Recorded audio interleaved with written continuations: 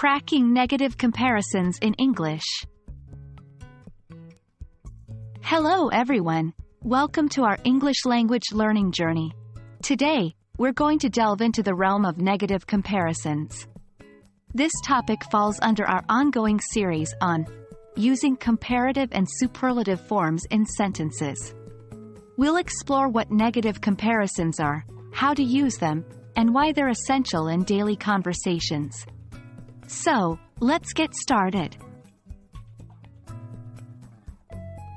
Negative comparisons are used when we want to express that two things are not equal in some respect.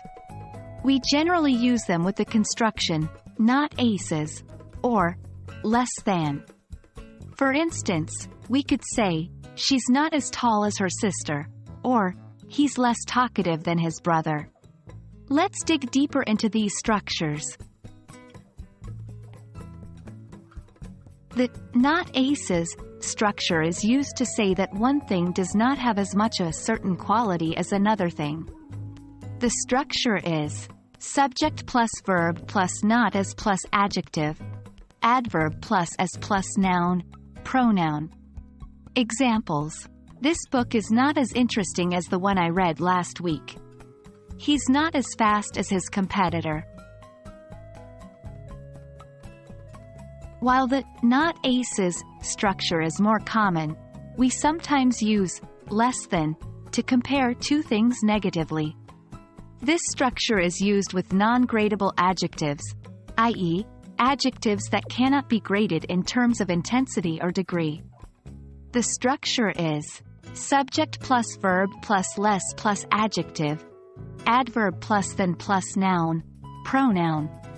Examples: this puzzle is less complex than the other one. She is less certain about her decision than before.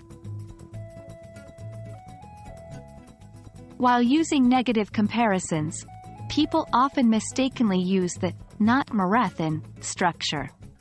For instance, they might say, she's not more intelligent than her sister, instead of correctly saying, she's not as intelligent as her sister. Remember, avoid using the not marathon structure in negative comparisons. Stick to not aces or less than for clear and correct communication. And there you have it. A comprehensive guide to using negative comparisons in English. Remember, these structures are a fantastic way to add nuance and precision to your descriptions. Keep practicing them, and you'll soon find yourself using them naturally in your conversations. As always, keep learning and stay curious. Until next time, happy learning!